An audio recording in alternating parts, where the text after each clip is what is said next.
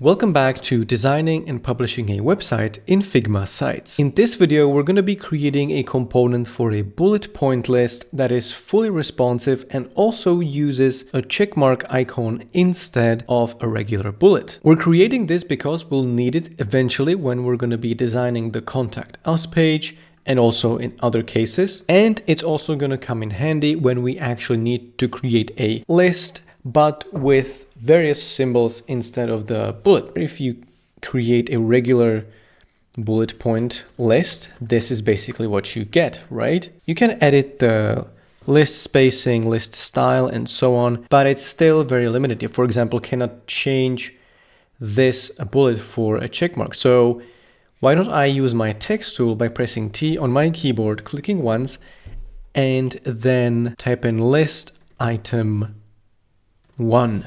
Okay, list item 1.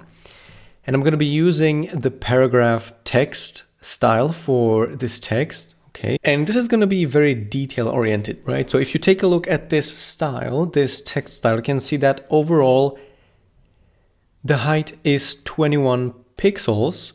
But what we want to do in this case is create an icon that is somehow precisely, it's going to look precisely aligned with the text, which means we'll create another variant of the icon component. In fact, let me do it right now because you can see we already have a checkmark, but we need a different one. So let me use this checkmark light variant and I'm going to click plus. And this content is going to say list underscore checkmark. And I think we want to go for actually 16 by 16 and then disable the auto layout. Let's disable auto layout and then press enter or select it directly, Command H and Command V. Sorry, that's Option H, Option V.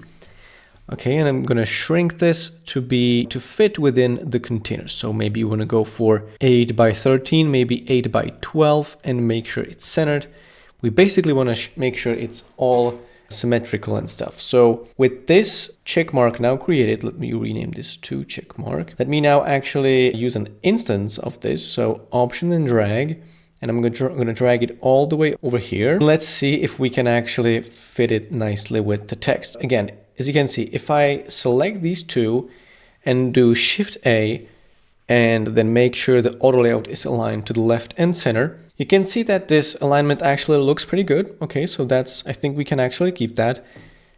And then I'm going to actually probably just keep the spacing to 6 maybe. But here's the thing, right? If I, for example, do more, a longer text, and then I select the text to switch the text over to hug and then rename this to bullet point. When I shrink this, it's either aligned to the center or when I align it to the top, it doesn't look aligned precisely with the first line. I know that we could just let it slide, but why not try and make this absolutely precise, right? So you can see that if I align it to the top, it looks a bit off. If I align it to the center, it looks okay, it looks good. I think that's what we want to keep.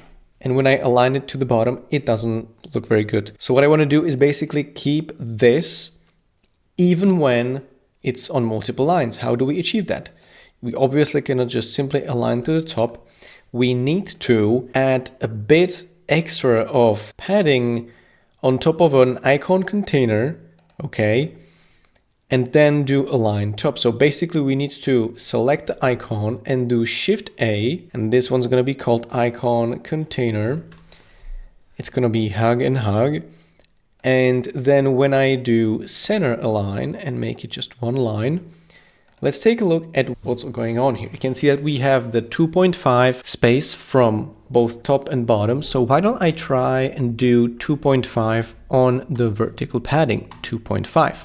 Okay, and this is going to create a component that is 21 pixels tall, which is precisely as tall as this text, which now means if I change the alignment, nothing's going to happen, right? Because both of these are now the same height. This means that I can now just shrink the text onto multiple lines and do top align and the check mark is gonna look fully centered. So now let me take this bullet point that I have created and let's type in lorem ipsum, and let me go and select this whole thing and do create component. And then let me actually create an instance of that and duplicate it, let's say 5 times, okay? What I'm going to do next is grab this, select all of these, Shift A, enter, and make sure they are on fill container, and rename this to custom icon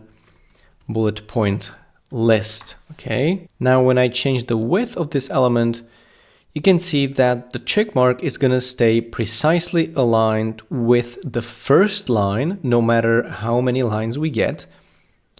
And that's exactly what we need. Now what I can do is go to the bullet point component, and under properties, I'm going to do expose properties from nested instances, and I'm going to do icon, which now means that when I use an instance of this bullet point component, I can change the icon directly from there.